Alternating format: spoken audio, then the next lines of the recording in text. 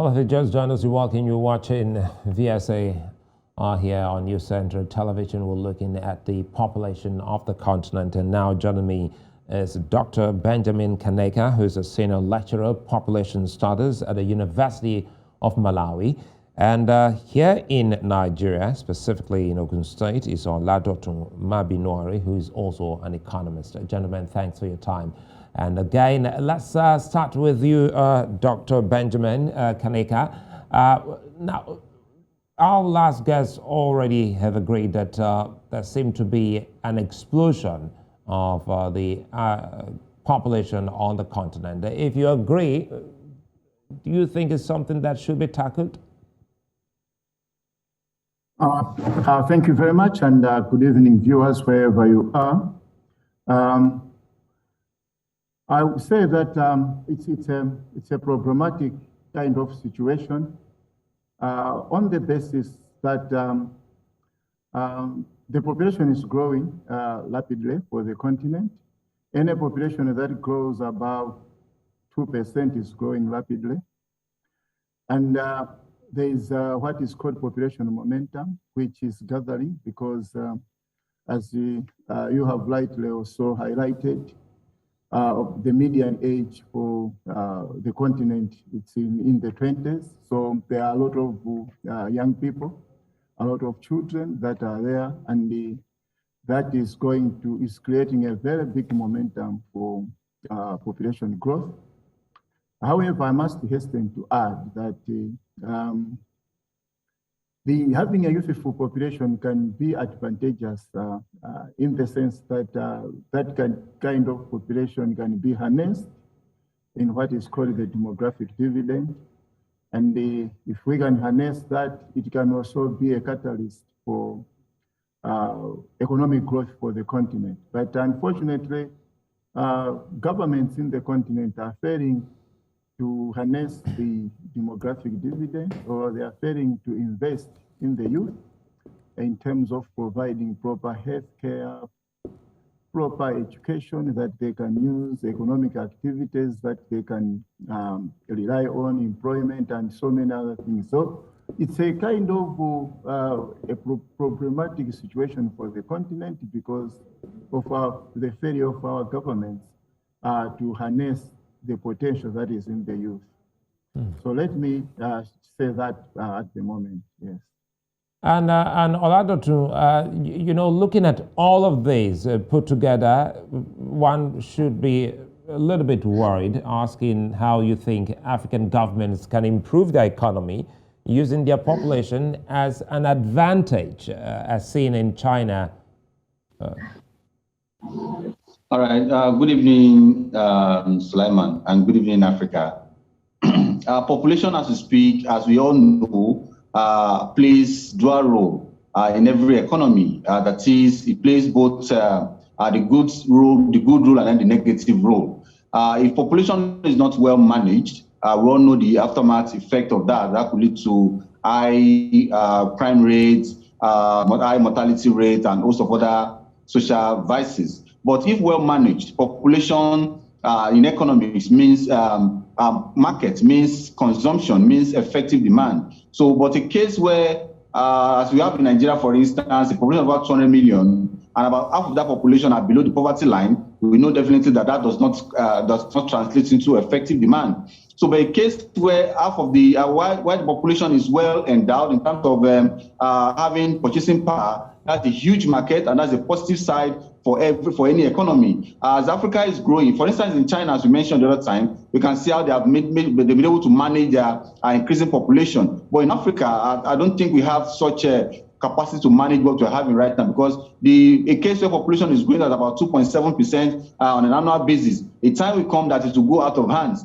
As we speak right now, just like in 2000, sorry, Africa population is about 811 million, and as we speak right now, is heading towards above 1.4 billion. So that is a huge increase within a space of 21 years. So if African governments are not putting the right policies in place to checkmate this, it surely we will see the negative effect of population explosion, as other countries have seen.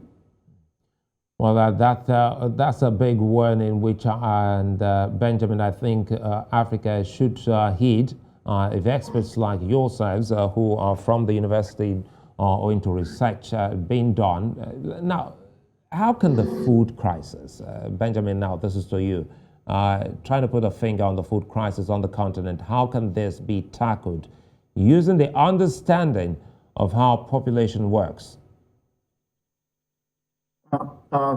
Thank you very much. As I have said, that the rate at which the population on the continent is growing, and particularly also in certain specific countries within the continent, it's really outstripping their capacity to produce food and feed themselves.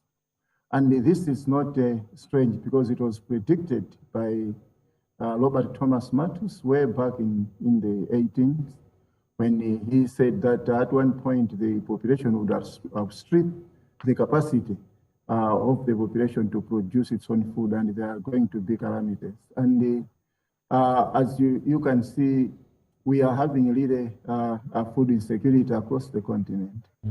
And the number of mouths to be fed keep on increasing, and yet our capacity to produce food is not at the same pace with the way population is growing. Now, other countries have used the food imports so that they can supplement what is produced. But you know that a lot of African countries are in economic doldrums, and it's very difficult for them to harness enough resources so that they can do imports of food. Those countries that are relying on imports are really also having very stressful situations. A typical example is what is happening in the countries that rely on wheat. You know that with the Russia-Ukraine war, there is that problem with the supply of a chain for wheat. So in a nutshell, I don't want to predict doom, but this is the time for African countries or African governments to start thinking about how they are going to feed the ever-growing population. As my colleague has already put it, the population now is hovering around 1.4 billion for the continent, from 800 something, some 20, 30 years ago. So we are in a very big fix. But other countries have been there. The example of China is also mentioned. China in the late 50s was just as poor as most of the some countries in Africa, but they pulled themselves out of that because they deliberately put in place mechanisms harnessing their big population, produce more, embracing technology so that they can produce more food and more goods and services for their people. So here in Africa, I think we are still having economies that rely on raw materials. We are not doing value additions so that we can earn more. So those are serious matters that we need really to tackle.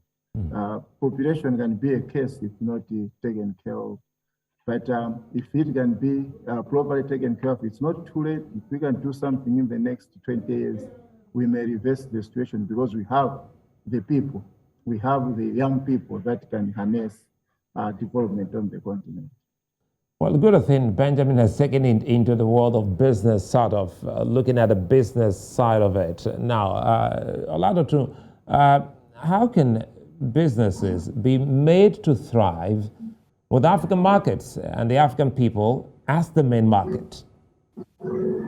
As I said earlier, the population growth, as the explosion as we speak, it has both sides. And as we have in Africa, we shouldn't just look at that explosion that, oh, we have 1.4 billion people to feed. What matters most is effective demand, is a purchasing power.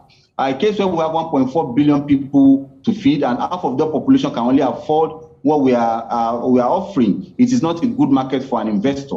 If you look at an economy like America of over 250 million people, where more than half of the population, over 90% of the population, can afford whatever is placed on an investor or a producer is producing, then you say that is a positive side of the market. So as an investor, actually, what they should look at is what government should do is majorly is are trying to empower their citizens in terms of increasing their take-home pay so that they can have purchasing power to purchase what is being produced. Because as JB said in 1888, that says that supply will create its own demand. And then Keynes also came around in the early 30s, also countered that saying that it is demand that will create its own supply. So if you have the demand, then that means population is there. They need to be fed. They need to eat something. They need to wear clothes. They need shelter. They need so many social amenities. That is demand being there already. Then supply. So investors will come in that instant to give them what they want, but by supplying what is needed in such a situation. But in case where what is needed is supplied and they can't buy it,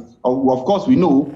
Well, if I produce goods and services today and nobody's buying, I will surely wind up and then I'll look into other economy or other business. So what matters most in this context is purchasing power. And African countries African leaders need to be very careful here, because we have a case where about 70% of African population is below 30 years or 35 years old. That is a massive explosion in the next 20, 30, 40 years. Because those that are below 30 years, we are below 35 years today. In the next 10 years, they also want to reproduce. So that's why it is said that by the year 2050, African population will be almost doubled. So that is over 3 billion population, almost, which is totally which is going to be very, very difficult in managing. So that is why at this point in time, they need to start putting in policies to checkmate this explosion. Because if this explosion continues and we're unable to meet the food demand, then catastrophe will set in, which is called the positive checks. We'll start experiencing war and some other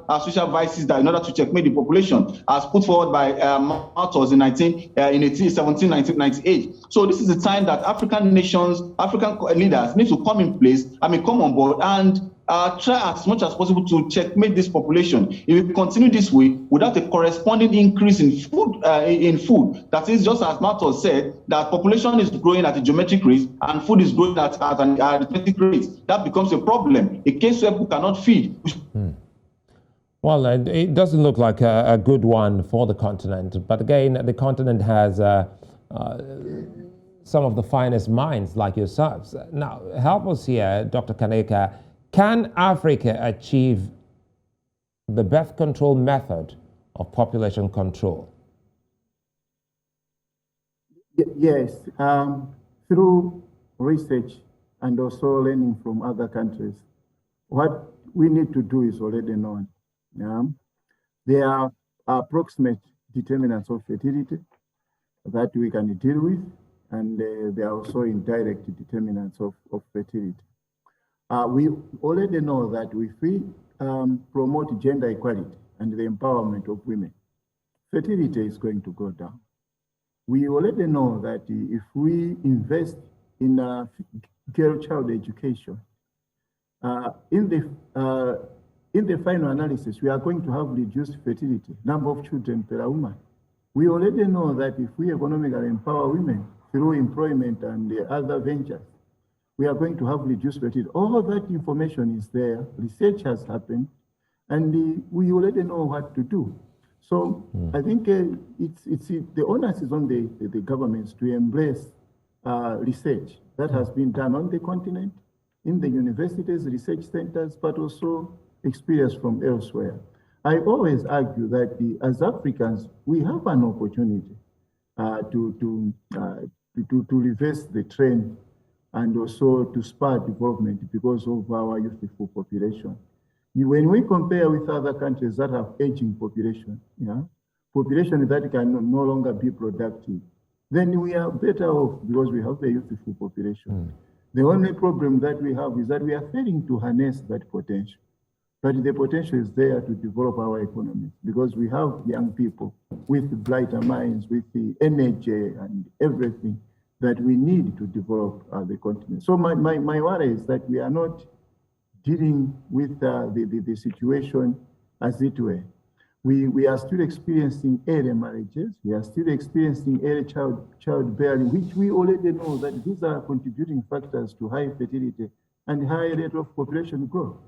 So it's not that we don't know, but I think the political will and the resources perhaps are the ones that are standing on the way. That's my thinking. Well, I think it's a big one, and good thing that both of you are, from the ivory towers and experts in the field. And as you warned, Africa must look inwards and see how much of these researches that they can lean on to. Africa hasn't actually scratched the surface yet. So as the rest of the world celebrate World Population Day, Africa should be looking to, reversing the trend, making it its own strength. I'd like to thank you for your time, Dr. Banjamin Kaneka, all the way from Malawi, and Oladotun Mabinuori, who also joined us here from Nigeria.